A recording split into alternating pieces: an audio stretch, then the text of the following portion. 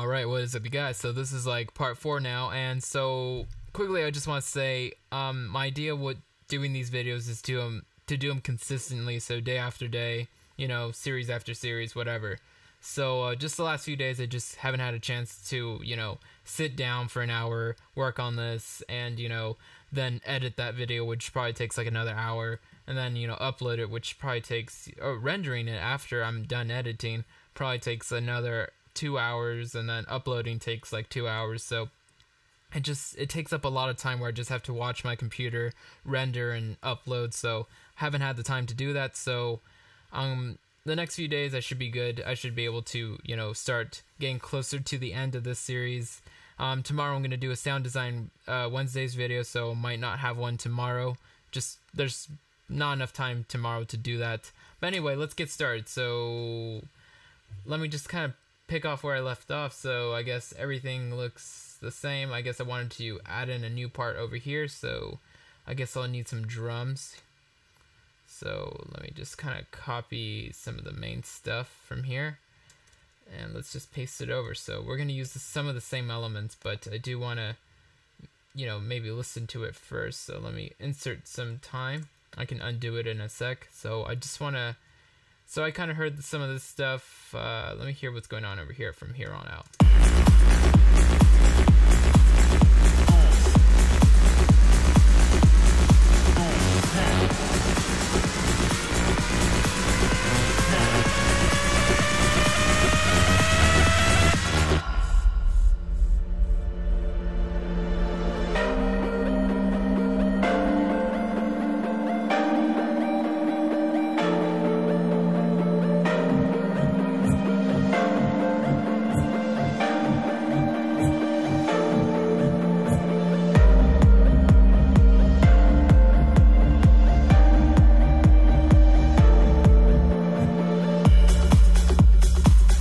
Alright, so I remember I wanted to do like a fake out sort of thing, so it would seem like it's going to go into a long, like, melody type of thing, you know, but I'm just going to fake you out and take you back into some tech house type stuff, or really introduce the main tech theme here. So, you know, with this kind of stuff, it's not really about drops. It's not like 8 bars of intro, 16 bars of like build up, and then immediately a 32 long bar drop, and then back into a melody, and then that builds back up into another drop, and then, you know, from there there's variation. It's not like a big track.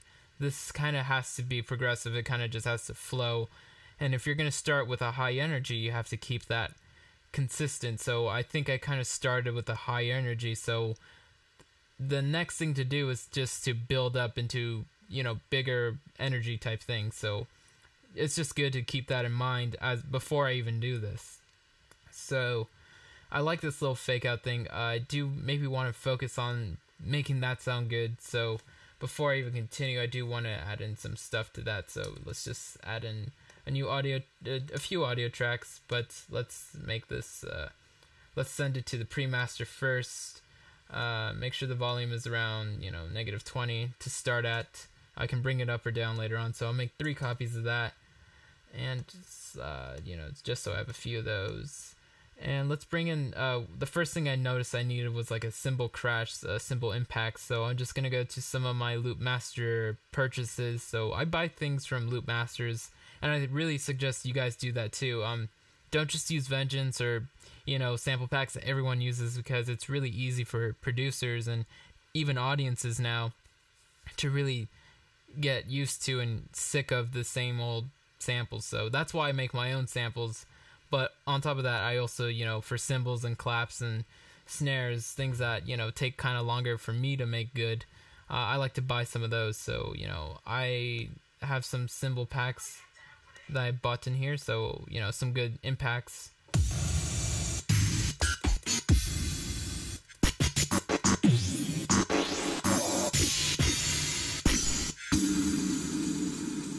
I like that one. We'll try that one out along with this one.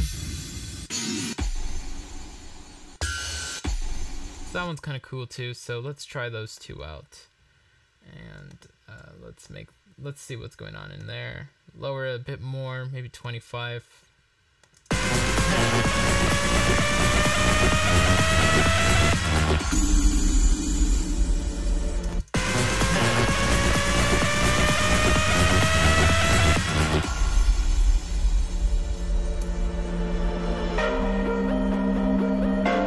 already that made a big difference from, with it and without it, So it definitely, those kind of parts need some, like, sub impacts and, a little bit of a reverse layer to go back into the chords and type things, and then, a cymbal solo. We'll just call that the crash. If I can spell today. So crash. And let's see, while I'm in here, actually that's all I really wanted, so it looks like I already found a good one. Let me see, I might find another cool one while I'm at it in the deadmau5 Xverse. So this is kind of a more popular, sample pack as well, so most people have this too. I love this one, so actually it should be right here in my I love it so much it's not even in with the Loop Masters stuff. I kind of categorize it all on its own, so high praise.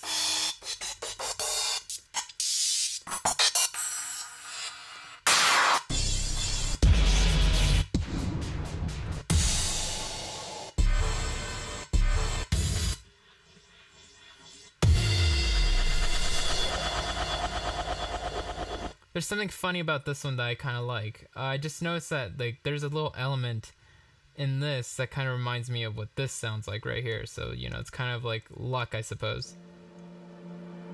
So that kind of sounds a little bit like the middle part of this kind of sounds similar to that. You hear that like high note? It's perfect. Let's see if it works. This might be awesome.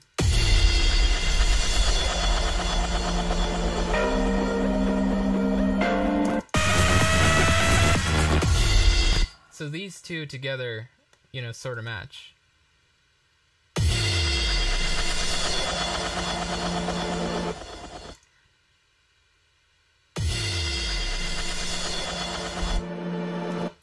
Awesome. Yeah, that's really awesome. That's unexpected. So, sometimes things just work out like that.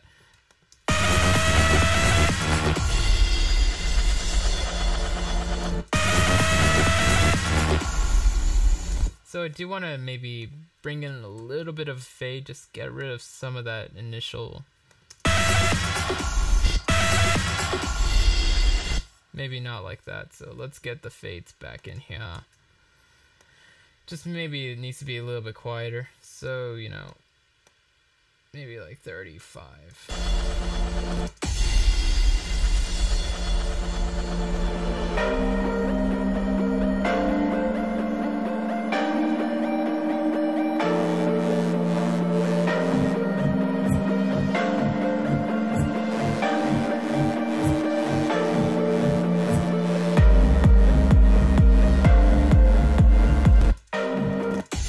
So let's make this a little nicer now. So I guess I can focus, on some chord type stuff now. So I'm gonna rewrite the chord stuff. So for now, I can just sort of delete these middle ones. And yeah, I guess these ones even. I mean, I don't need those either. So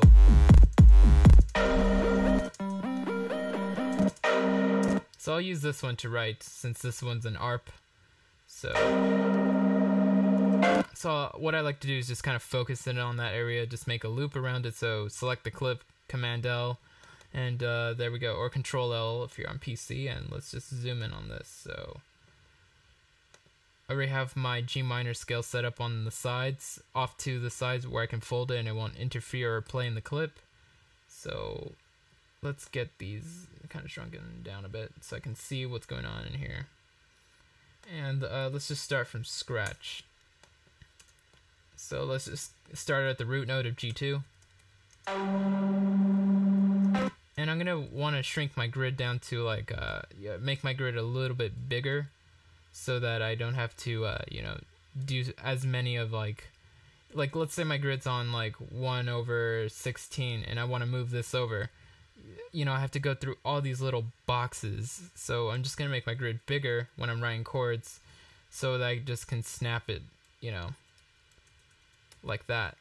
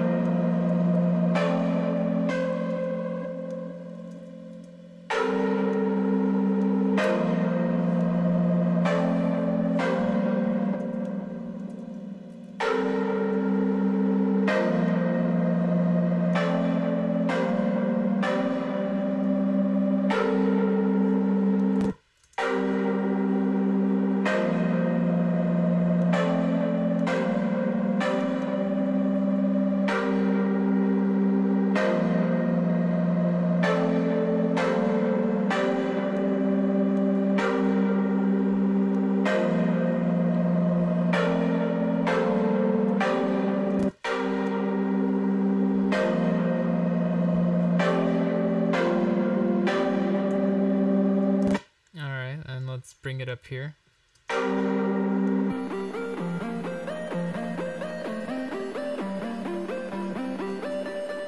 I kind of want to see if this is in the same octave as this one, so let's see.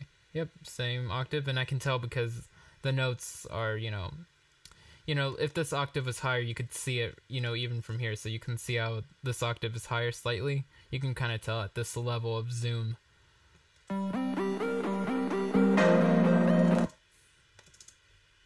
Oops.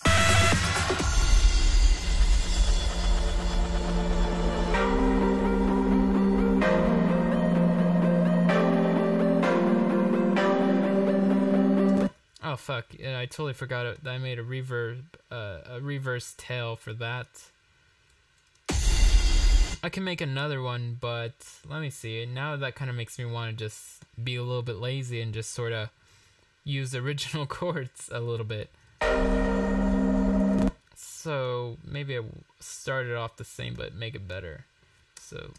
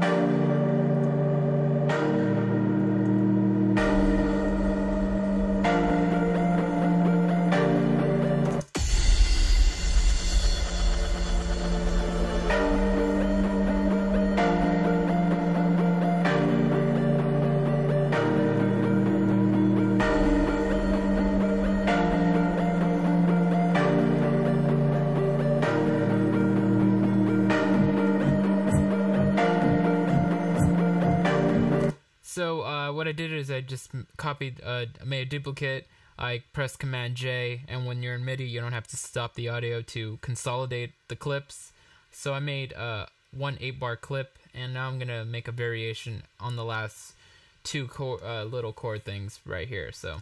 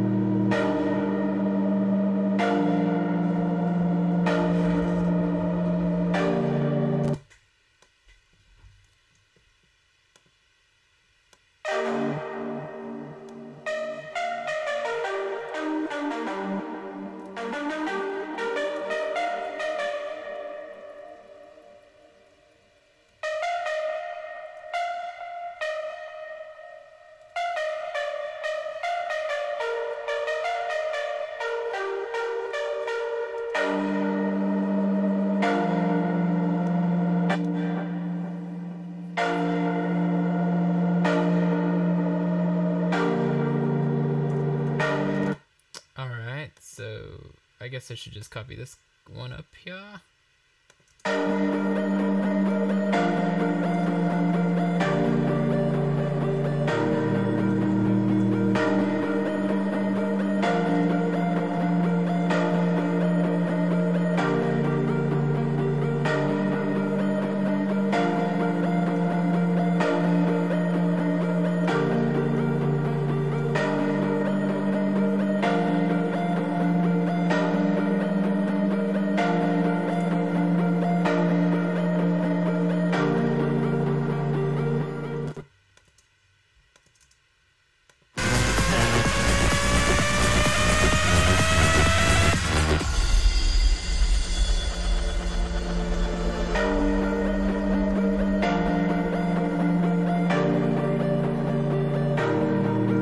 needs a bass for sure, so let's go into this group. Oh, we have a massive in here. What's this for?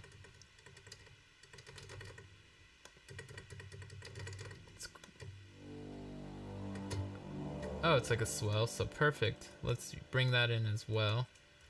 So...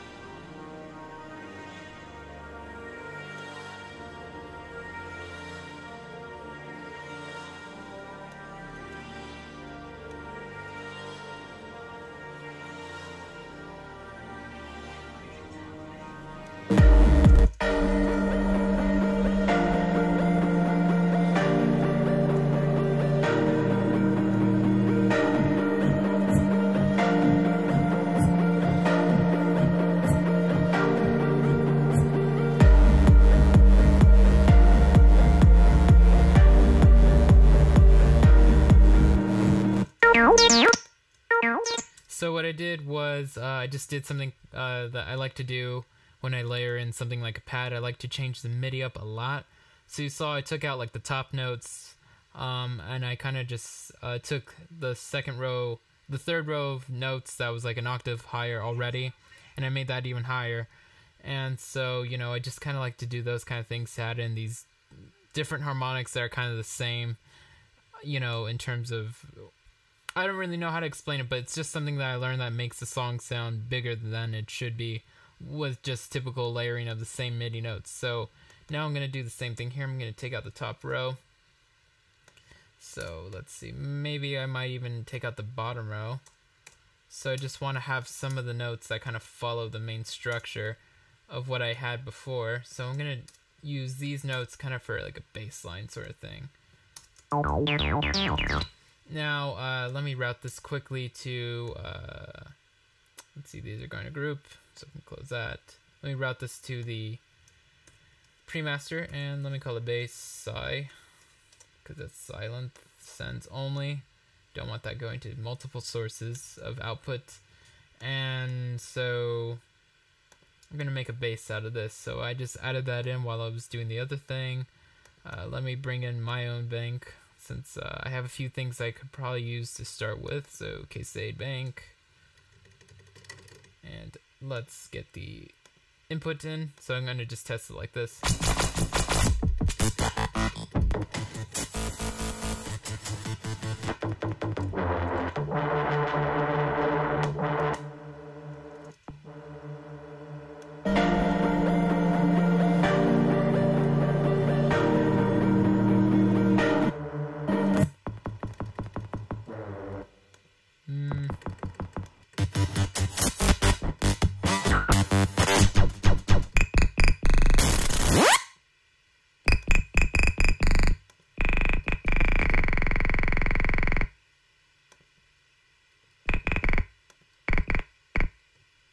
I'm just trying to figure out how I can make this sound a little bit more normal. Octave, okay, that's why it's so low.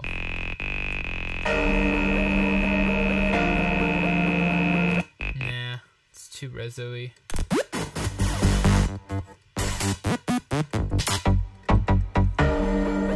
I know it's a pluck, but maybe I can make it ring out a little bit more.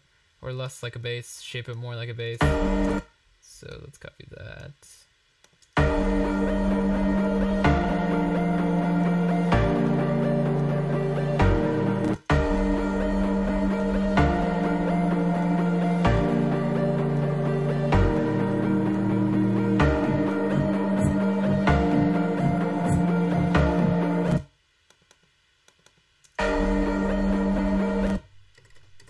Okay.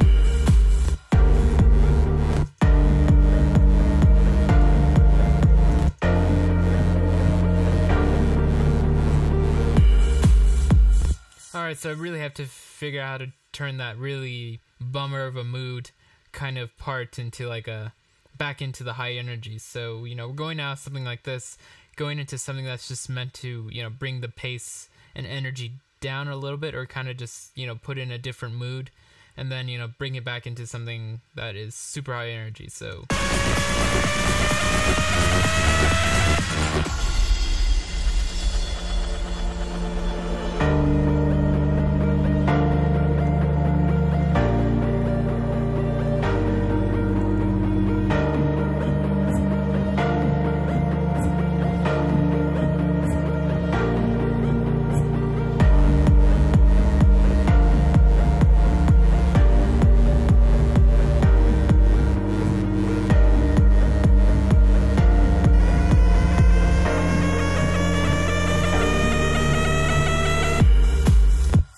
see, the thing is, I could use risers and snare rolls and all that crap, but I don't really want to build it up like that either. I kind of want to naturally have the arrangement feel like it's going to move on, as opposed to, you know, telling you that it's going to move on. Because I feel like risers and snare rolls are like the easiest way to tell people, like, okay, something's coming, get ready.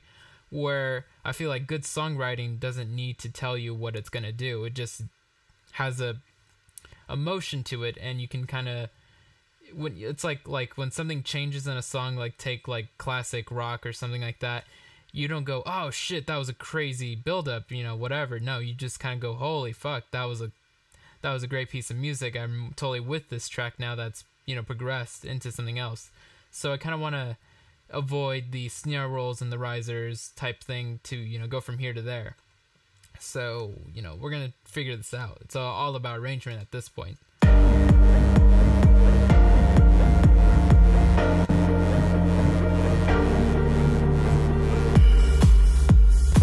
So, what I'm going to do at the same time, which is kind of a funny thing that I find myself doing quite a bit sometimes, is I'm going to work on making this part naturally go into this part, but I'm going to be arranging this part and this part at the same time to kind of work towards each other, kind of meet more in the middle. So, you know, in terms of elements and what's in and what's not in.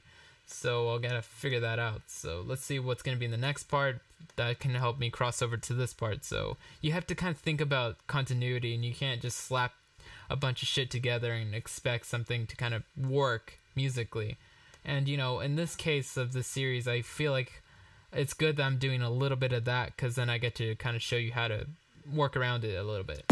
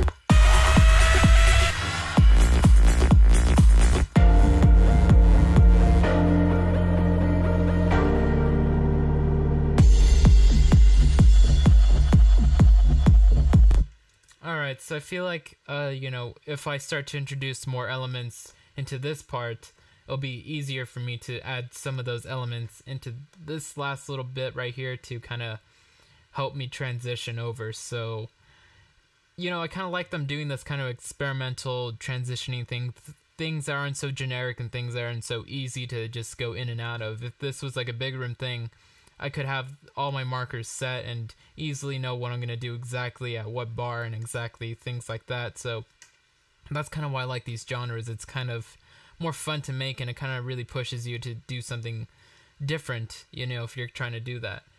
And I'm kind of keeping it this song as basic as possible as well, to kind of just make it easy to follow along and kind of just see what I'm doing and why I do these things. So, let's start making this part its own thing now. So we're not going to make it like this part, but we're going to, find that energy again differently over here, if that makes sense.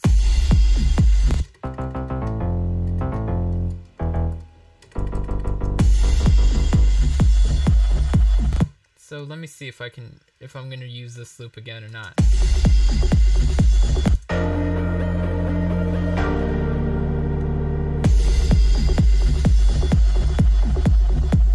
It's possible that I could reuse that one again, but I feel like a different loop would really, kind of make that part what I need it to be. And loops are just, hi-hats, percussion, things put together. I have a Sound Design Wednesdays video on how I make my loops from scratch, so I'll link that down below so you can kind of get an idea of like how I made this offset, how I made these house loops. So, when you see me dragging a loop and you go, oh, that lazy son of a bitch, he's not writing anything. Wrong. I'm making my own loops so that I can, write like this in a way that I'm comfortable. So, check out that video. It's really one of my best videos, honestly. How I make my loops from scratch.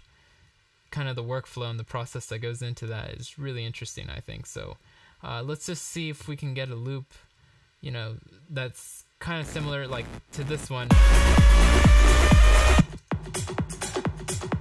So this was house loop, number 32D? So let's go around the 30s and start looking around there, because usually around this, I make a bunch of them, sometimes on the same day, so the same energy kind of is in a few of these clips.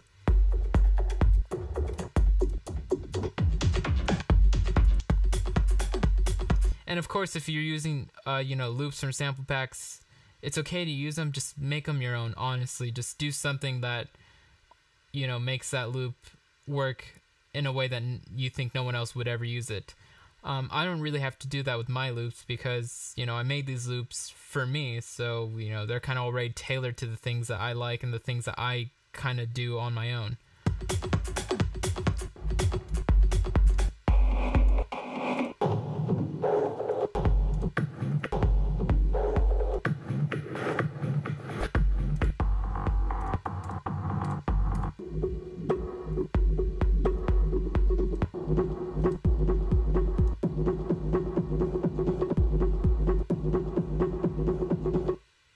I'm going to try that one out, just to see what happens.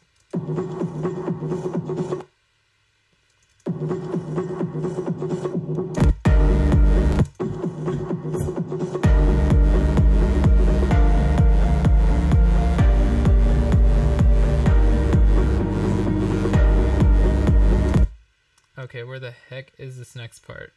That's what I'm looking for, right here, this part. So let's see let's see if we can even make it work as a, kind of a bridge.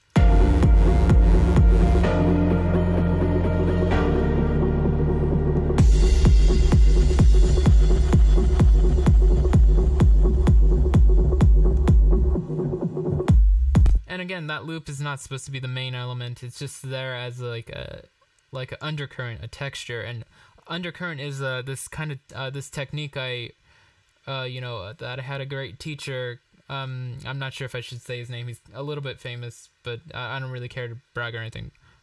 But he was like this R&B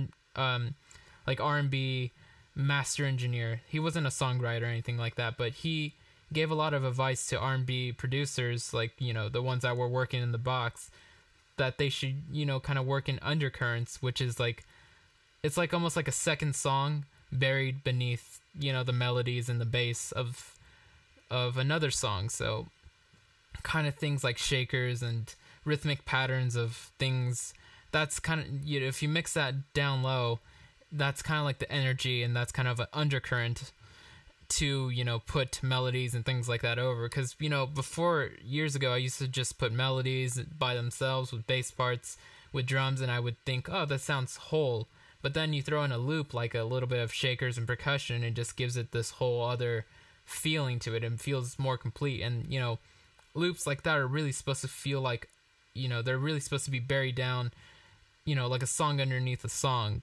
I mean, without making it too complicated. I mean, don't take that literally, but, think of it kind of like that. So that's what undercurrents are. So if you look up the music term undercurrent, you can probably find some better people explain that than me, but that's kind of what I took from it. So it's kind of this way to add these feelings, or another song within a song, sort of. So that's why I like using loops and offsets, things like that, because, these elements by themselves, with a kick, can be like a minimalistic song already.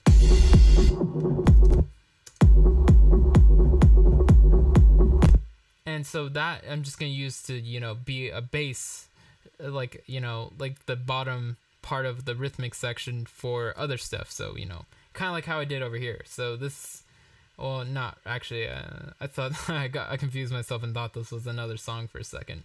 But anyway, I'll just show you by demonstrating. So this loop is a maybe. I do want to try a few other things out, so let's listen to some things.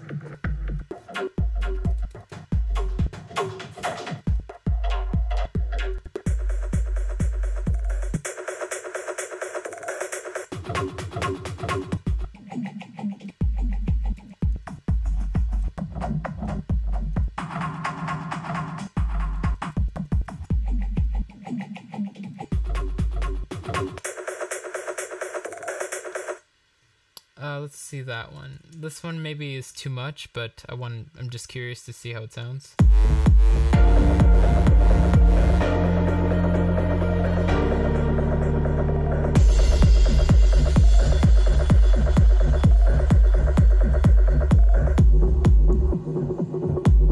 And see, that's what I mean. Like, these are meant to be like these undercurrent type of loops.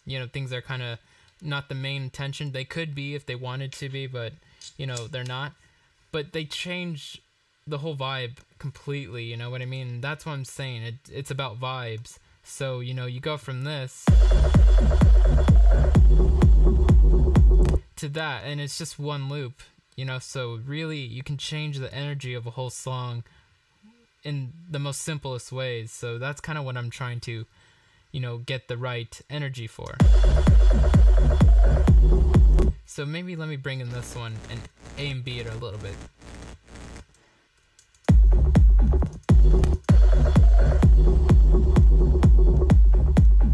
And I feel like I have this fucking filter on where it shouldn't be, so we can turn it off.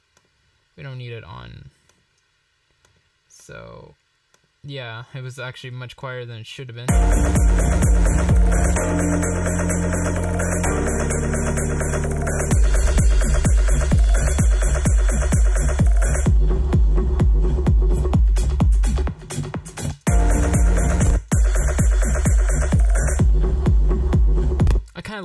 I liked it with filtering, but it was filtered down too much. So maybe we can introduce some of that filtering back.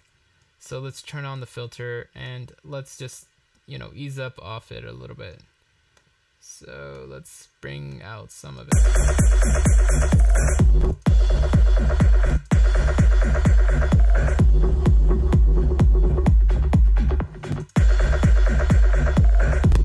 I kind of need to look at this filter, see where I'm at. So around here is low passing 500.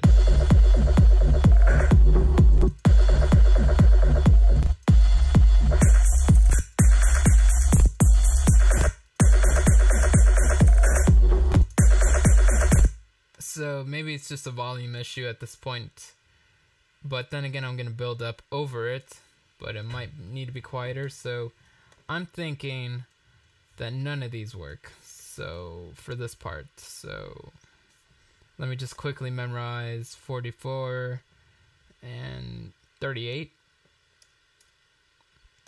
and I'll delete those and kind of maybe now go out of the house stuff and into the minimal deep loops. So I already have like this one's almost already done. I just need to add in like 51 more loops into this, and that one's 150 loops pack.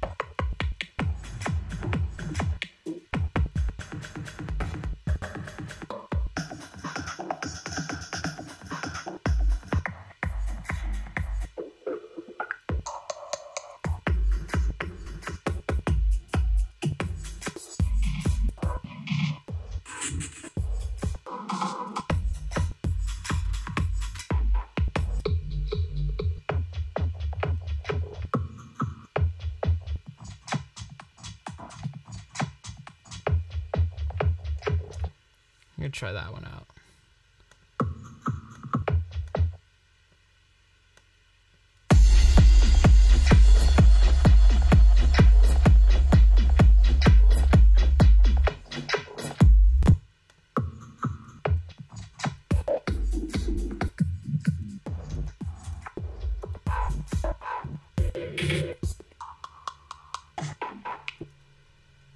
So I went through 100 already, huh?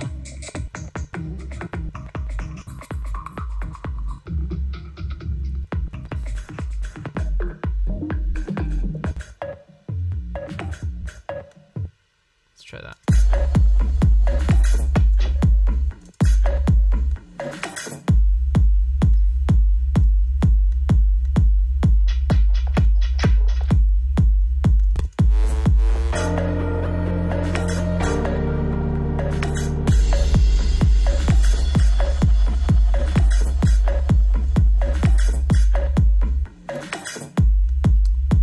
Alright, so that one actually kind of makes, I'm a little happy with that one. Maybe if I add in some hi-hat stuff somewhere else, it could all work. So I'm gonna go with that, since I don't want to, go through a whole library of samples, So let's see, let's get this, working out a little bit better,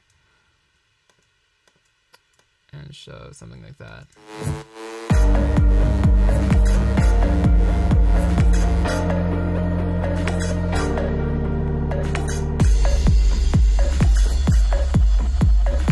Now, I don't know if you guys have, Max for Live for Ableton. Some of you might be on standard, or maybe not even in Ableton, but there is just absolutely one plugin I have to show for those of you that are. If you're not, don't worry about it. But there is this Max for Live plugin that I've really grown fond to for like loops and stuff. So since I'm focusing so heavily on undercurrents and loops, there's a really great plugin to, make those sound really interesting.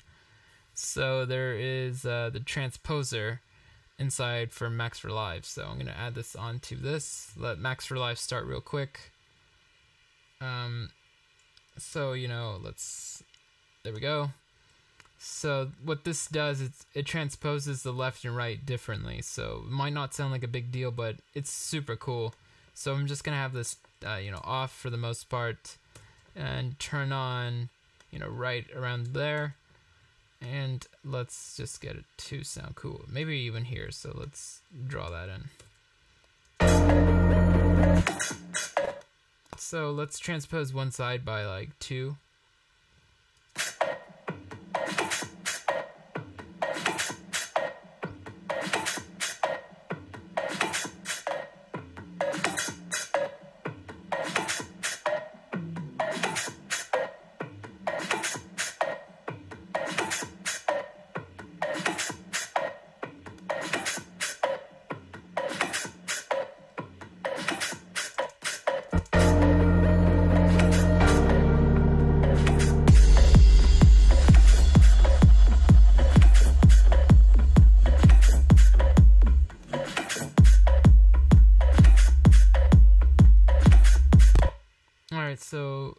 this could get a little bit annoying just repeating so constantly and blah blah blah.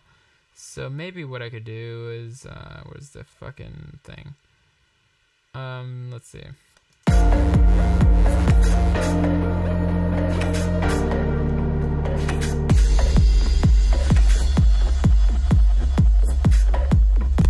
Hey, look at that. The offset is off. Set. Nope. Whoops.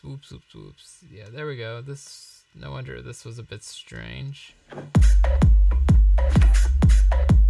I mean, it looks like it's basically in the same spot, so, huh.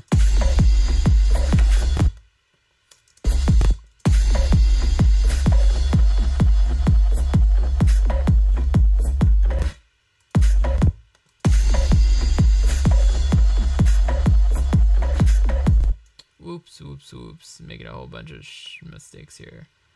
There we go.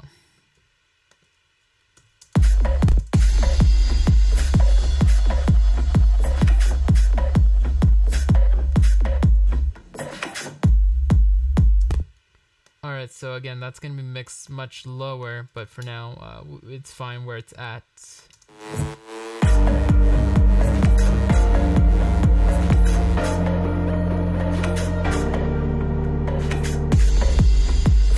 I'm thinking maybe this shouldn't come in here.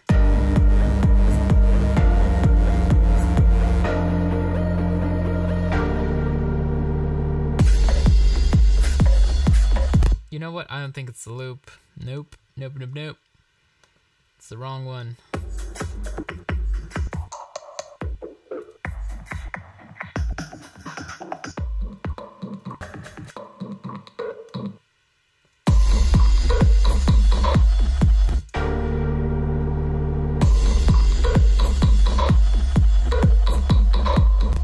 That kind of has more of the energy. It's funny, I just kind of picked one randomly. I was like, that could work, and it kind of does. So let me just grab a utility real quick. Let me lower it by like 3 dB or like 6 dB. And so this is now, I want to mix this lower, but I don't want to mess up this, you know, volume set over here. So what I'm going to do is I'm just going to grab a utility, lower this gain by like 6 dB. And turn it off, and then automate it on over here. So basically when this is on, it gets cut by 6 dB, and I don't have to, you know, automate this volume lane. So that's much easier to do.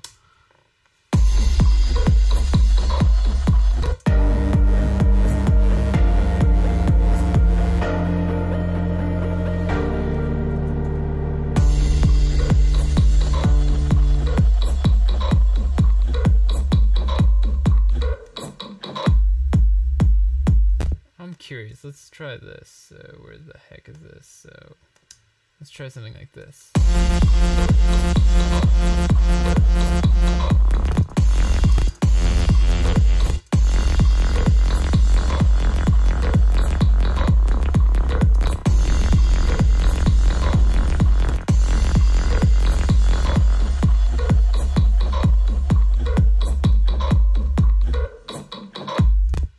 Let's go for another, now I kind of want to make a bass offset, so I guess we have this that's extra, so I can delete that, or actually let's check. Yeah, so that was an extra audio track, which I didn't need right now. These are crashes, so I can kind of group these together, you know, just to kind of put things into groups, make some more room. So route these to group, this to send only, wabam, wabam. And it looks like I'm out of time. I really wanted to do more, but you know, with writing stuff, especially when you don't know what you're doing and when you're trying to explain what you're doing, you kind of lose some momentum. So I'm going to continue this tomorrow. I'm going to make time to do this tomorrow. So if today's video was a little bit slow, I mean, that's writing for you, but in tomorrow's video, should be able to, you know, bring in new ears and just continue making this part. So latency